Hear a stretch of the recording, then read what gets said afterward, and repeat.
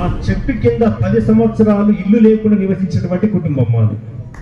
అతి చిన్న వయసులో సబ్ ఇన్స్పెక్టర్ గా 22 సంవత్సరాల వయసులో, తక్కువ వయసులో డిఎస్పీ అయ్యాను.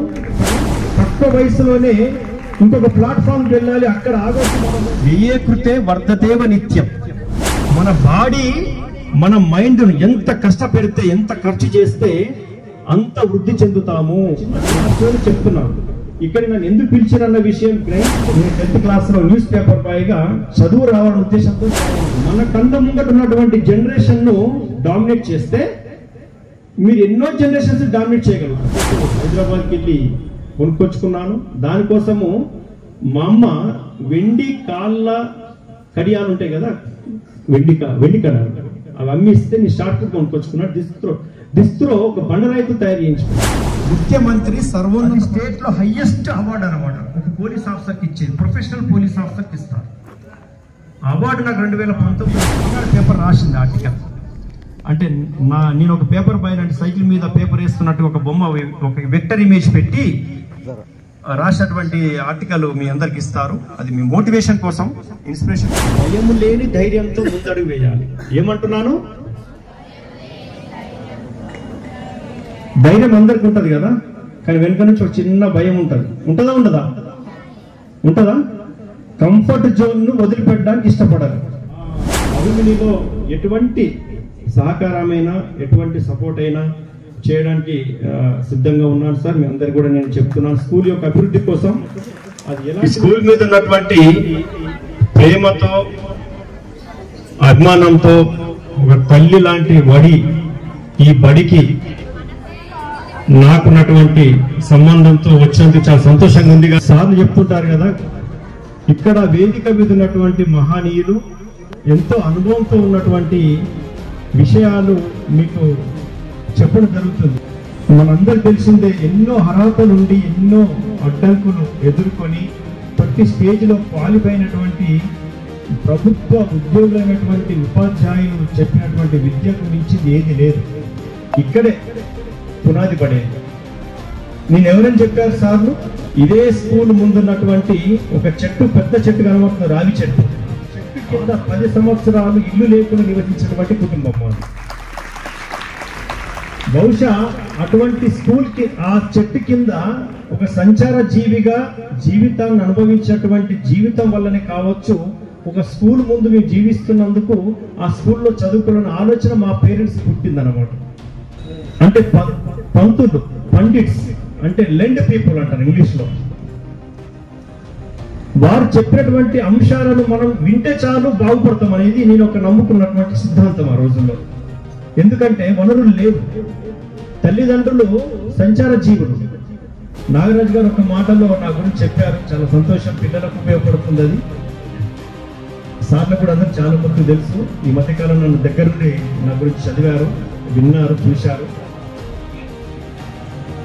ప్రకృతి వనరులను ఉపయోగించుకొని ఎలా ఎదగాలి అన్న విషయంలో నేను పాటించినటువంటి ఫిలాసఫీ ఒక్కటే నన్ను పైకి తీసుకొచ్చింది. అతి చిన్న వయసులో సబ్ ఇన్స్పెక్టర్ గా 22 సంవత్సరాల వయసులో పీజీ చదువుతున్న సమయంలో నాకు పీజీ ఉద్యోగం వచ్చింది ఫస్ట్ అటెంప్ట్ లో. తక్కువ వయసులోనే ఇంకొక ప్లాట్ఫామ్కి వెళ్ళాలి. మన బాడీ మన మైండ్ ఎంత కష్టపెడితే, ఎంత ఖర్చు చేస్తే అంత అక్కడ ఆగొద్దు. సౌఖ్యాలు, సుఖాలు ఉన్నప్పటికీ లిమిట్ కావద్దనే ఉద్దేశంతో ముందుకెళ్తున్నాను. అందుకే మిమ్మల్ని నిశ్శబ్దంగా వినమని చెప్తున్నాను. అది మీ అందరికి వర్తిస్తుంది. చాలా ప్రేమతో, ఆప్యాయతో, అభిమానంతో వచ్చాను. మా స్కూల్ పిలిచింది అని చెప్పి, నాకు స్కూల్ పిలిచిందని వచ్చాను నేను, మీరు పిలిచిందని రాలేదు. మా గురువులు, మాకంటే సీనియర్స్ పిలిచారు. నన్ను ప్రభావితం చేసినటువంటి ఒక శ్లోకం, అందులో 3వ పాదం, వ్యయే కృతే వర్ధతేవ నిత్యం. విన్నారా పిల్లలు? సార్లు శ్లోకాలు పాడుతున్నప్పుడు, ఒక నీతి శాస్త్రం ఉన్నటువంటి శ్లోకం పాడుతున్నప్పుడు నాకు పూర్తి శ్లోకం గుర్తుకుండకపోయేది. వ్యయే కృతే వర్ధతేవ నిత్యం అనేది నేర్చుకున్నాను ఈ స్కూల్లో. ఎవరైనా ఈ శ్లోకం పూర్తి గుర్తుందా అంటే, నేను ఉపాధ్యాయులు అడగట్లేదు, వాళ్ళంతా మేధావులు. విన్నారా? ఎప్పుడు మన ముందు మన ఉపాధ్యాయులు మాట్లాడుతూనే ఉంటారు. మన సొంతంగా బాడీని, మన ధ్యేయాన్ని, అంటే క్రీడాకారులకి బాగా వర్తిస్తుంది. క్రీడాకారులకు బాగా వర్తిస్తుంది. మన యొక్క శరీరాన్ని ఎంత ఖర్చు పెడితే అంత శక్తి వృద్ధి చెందుతుందని అర్థం. దాన్ని ఒక క్రీడాకారులుగా ఎంత ఖర్చు పెడితే అంత శక్తి వృద్ధి చెందుతుంది. మన ఆ శక్తితో మనం ముందుకెళ్తాం. దానికన్నా వనరులు అవసరమా? వనరులు అంటే అర్థమైంది కదా, ప్రకృతి వనరులు చాలు. అలాగే మన విద్యను అభివృద్ధి చేసుకోవడానికి మన తెలివిని ఎంత ఖర్చు పెడితే అంత వృద్ధి చెందుతాం. ఈ రెండు పదాలతో ఈ స్కూల్లో నేను మా సార్ తెలుగు మాస్టర్ గారు ఒక శ్లోకం మాట్లాడుతున్నప్పుడు ఆ 3వ పాదం గుర్తుపెట్టుకున్నాను. అంటే అది ఎలాంటిదంటే, దొంగలు కూడా దోచుకోలేరు దాన్ని, అన్నదమ్ములు కానీ అక్క చెల్లెళ్ళు కానీ పాలి భాగాల కింద పంచుకోలేరు దాన్ని. అదేవిధంగా రాజు లాంటి వాళ్ళు కూడా దాన్ని జప్తు చేయలేరు. దేన్ని జప్తు చేయలేరు? విద్యను జప్తు చేయలేరు. మనకు వచ్చేటువంటి శక్తిని జప్తు చేయలేరు. ఎవరి సొంతం కాదు. నేను ఎక్కడ ఇదే చెప్తాను. నా 26 సంవత్సరాల సర్వీస్లో నేను ఒక 100 స్కూల్స్కి చీఫ్ గెస్ట్గా వెళ్ళుంటాను. ఎక్కడ ఇదే చెప్పేది ఏంటంటే, గురువులు చెప్పినటువంటి దాన్ని శ్రద్ధగా వింటే చాలు, మనకి ఏ వనరులు అక్కర్లేదు. ఇదే పాఠశాలలో నీ 10th క్లాస్ మాది 91 బ్యాచ్. ఇప్పుడు ఈ మధ్య ఒక ఫంక్షన్ చేసినప్పుడు అందరూ జస్ట్ ఒక తెలిస్తే వచ్చారు, పిలుపు కూడా కాదు. చాలా సంతోషపడ్డాను.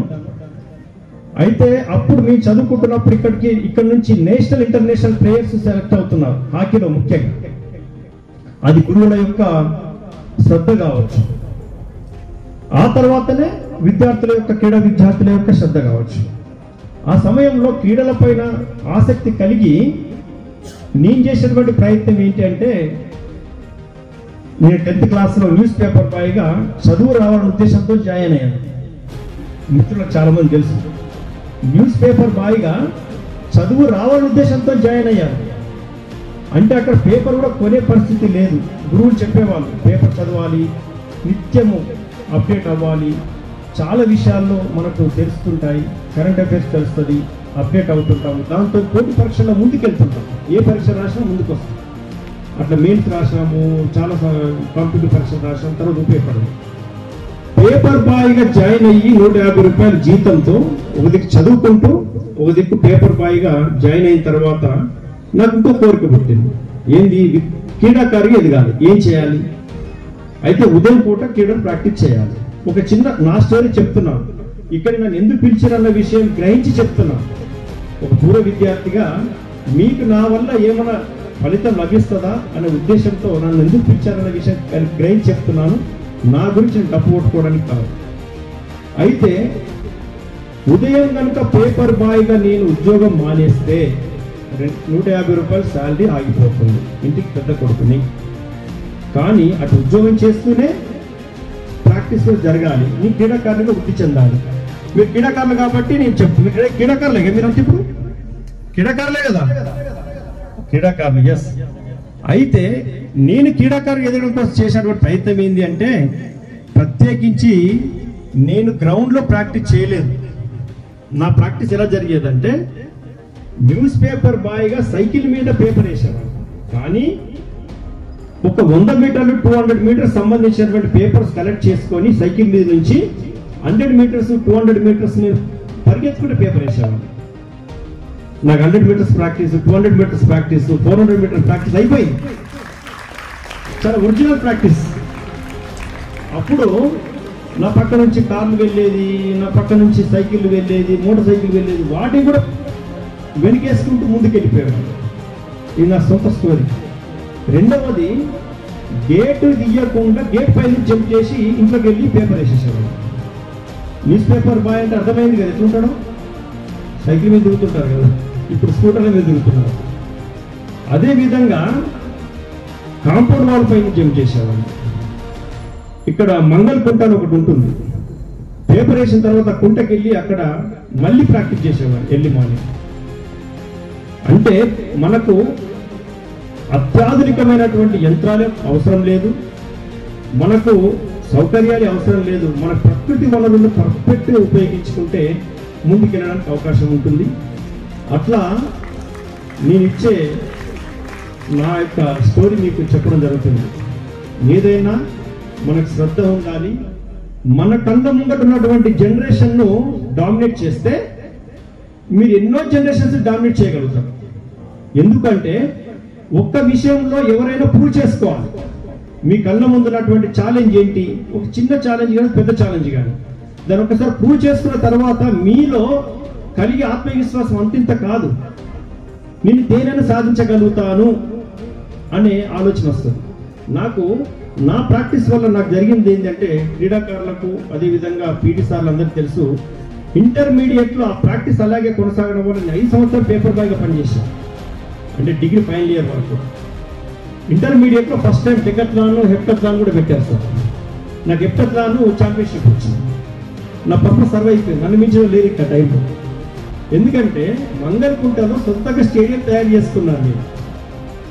ఒక రెక్టాంగిల్ షేప్లో high jump track, long jump track, shot put హైదరాబాద్కి వెళ్ళి కొనుక్కొచ్చుకున్నాను. దానికోసము మా అమ్మ వెండి కాళ్ళ కడియాలు ఉంటాయి కదా, వెండి కడియాలు అవి అమ్మిస్తే నేను షార్ట్ పుట్ కొనుక్కొచ్చుకున్నాను. దిస్త్రో ఒక బండరాయితో తయారు చేయించుకున్నాను.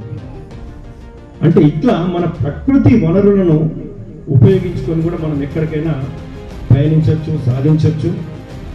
ఈ స్కూల్లో 2019లో నాకు ఒక పిలుపు రాగానే నాకు ఆత్మాభిమానంతో నేను అప్పుడు స్పందించాను. అప్పటి నుంచి కూడా ప్రతిదాన్ని కూడా స్పందించాలనే ఒక ఆలోచన ఏర్పడింది. నన్ను పిలిచినందుకు చాలా సంతోషంగా ఉంది. సార్ ఒక మాట అన్నాడు, ఓల్డ్ స్టూడెంట్స్తో అలుమిని ఏర్పాటు చేశామని. చాలా సంతోషపడ్డాం. ఆ అలుమినిలో ఎటువంటి సహకారమైనా ఎటువంటి సపోర్ట్ అయినా చేయడానికి సిద్ధంగా ఉన్నాను సార్. మీ అందరికీ కూడా నేను చెప్తున్నాను, స్కూల్ యొక్క అభివృద్ధి కోసం అది ఎలాంటిది, మనము రకరకాల ప్లాట్ఫామ్స్లో ఆ ధైర్యము ఆత్మవిశ్వాసము మన కనుక భయం లేని ధైర్యంతో ముందడుగు చేస్తున్నప్పుడు ఏ స్థాయిలోనే ఉండడానికి అవకాశం ఉంది. కాబట్టి మనం పుట్టి పెరిగినటువంటి ప్రాంతమే కాదు, ఇక్కడ విద్యా బుద్ధులు నేర్పించినటువంటి ప్రాంతం. కాబట్టి స్కూల్కు మనము ఏదో కొంత చేయాలి, అభివృద్ధి చేయాలనే ఆకాంక్ష ఉండిపోయింది సార్. చాలా సంతోషం మీ అందరితో నేను పంచుకుంటున్నందుకు. మీకు ఒక న్యూస్ పేపర్ ఒక క్లిప్పింగ్ నేను ప్రింట్అవుట్ తీసుకురమ్మన్నాను. అందరు చదవండి, దయచేసి అందరు చదవండి. దాంట్లో ఒకసారి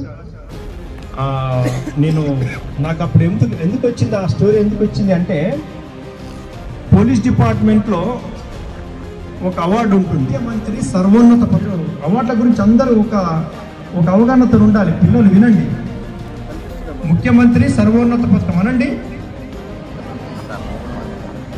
సర్వోన్నత పథకం, మహోన్నత పథకం కూడా కాదు, మహోన్నత పథకం కంటే కూడా సర్వోన్నత. అది స్టేట్లో హైయెస్ట్ అవార్డు అనమాట. ఒక పోలీస్ ఆఫీసర్కి ఇచ్చేది, ప్రొఫెషనల్ పోలీస్ ఆఫీసర్కి ఇస్తారు. అవార్డు నాకు 2019లో వచ్చినప్పుడు ఆ పేపర్, ఈనాడు పేపర్ రాసింది ఆర్టికల్. అంటే నేను ఒక పేపర్ పైన సైకిల్ మీద పేపర్ వేస్తున్నట్టు ఒక బొమ్మ, ఒక వెక్టర్ ఇమేజ్ పెట్టి రాసినటువంటి ఆర్టికల్ మీ అందరికి ఇస్తారు. అది మీ మోటివేషన్ కోసం, ఇన్స్పిరేషన్ కూడా ఎట్లా ముందడుగేయాలన్న విషయంలో మిమ్మల్ని ఇన్స్పైర్ చేస్తుంది. నేను చెప్పే చివరి మాట ఏంటంటే, మీరు ప్రతి స్థాయి భయం లేని ధైర్యంతో ముందడుగు వేయాలి. ఏమంటున్నాను, ధైర్యం అందరికి ఉంటుంది కదా, కానీ వెనుక నుంచి ఒక చిన్న భయం ఉంటుంది. ఉంటుందా? కంఫర్ట్ జోన్ను వదిలిపెట్టడానికి ఇష్టమైనా కానీ, ఇంట్లో అమ్మ నాన్న మంచిగా వండి పెడుతున్నారు, హాస్టల్ పోవాలంటే పెయిన్ కలుగుతుంది, ఒకవైపు భయం కూడా కలుగుతుంది, ఎందుకంటే హాస్టల్ ఏం పెడతారు అని. కానీ భయం లేని ధైర్యంతో ముందడుగు వేసినప్పుడు ఫలితాలు ఉంటాయి. కాబట్టి ఈ రాత్రి అవుతుంది, నేను ఒకవైపు మీ మొక్కలు కూడా అబ్జర్వ్ చేస్తున్నా. అదేవిధంగా అందరికి కూడా చాలా చాలా ధన్యవాదాలు సార్. ఇంకా అభివృద్ధి చేద్దాం మన ప్రాంగణాన్ని, మన స్కూల్ని అన్ని విధాలుగా. ఇంకా అవకాశం ఉంటే ఎప్పుడైనా మీతో సుదీర్ఘంగా ఒక 1 అవర్ పాటు నాకు అవకాశం కలిగితే నేను సంభాషిస్తాను. Thank you so much madam. అందరు కూడా ఓపిక అయినందుకు అందరికీ ధన్యవాదాలు. Thank you sir, thank you very much. చాలా మంచి సందేశం, ఇన్స్పిరేషనల్ సందేశం. ఇదంతా వినడానికి నిజంగా ఒళ్ళు పులకరించిపోతుంది, గగురు పొడిచే సందర్భం. అంటే మాలాంటి వాళ్ళందరికీ మీ స్టోరీ టోటల్ తెలుసు, మేమంతా చదువున్నాం. పిల్లలకు మాత్రం ఇది ఖచ్చితంగా ఉపయోగపడుతుంది. సో సార్ మెసేజ్ ద్వారా మీరు ఒకటి గమనించాలా, మనం ఒక ఉన్నత స్థాయికి చేరుకోవాలంటే పేదరికం కానీ ఇంకే కారణాలు కానీ ఎప్పుడు కూడా చెప్పొద్దు. ఒక్కటే ఉండాలా, ఏముండాలా? సంకల్పం గట్టిగా ఉండాలా. ఇది నేను అవుతా అంటే అయి తీరాల, అలాంటి సంకల్పం గట్టిగా పెట్టుకొని మీరు కూడా సార్లాగా గొప్ప స్థాయికి చేరుకోవాలి. కదలమంటున్నది చదువు నేర్చిన నేల నిన్ను పరుగు పరుగునా కాపాడమన్నది సర్కారు బడి నేడు నిలుగన్న ఊరిలోనా కమ్మనైనా పిలుపు అక్షరాల పలుకు గొంతున దాగి ఉన్నా నీ భవిష్యత్తు దారై మిగిలిన సాక్ష్యము మరువద్దు ఈ నేలనా.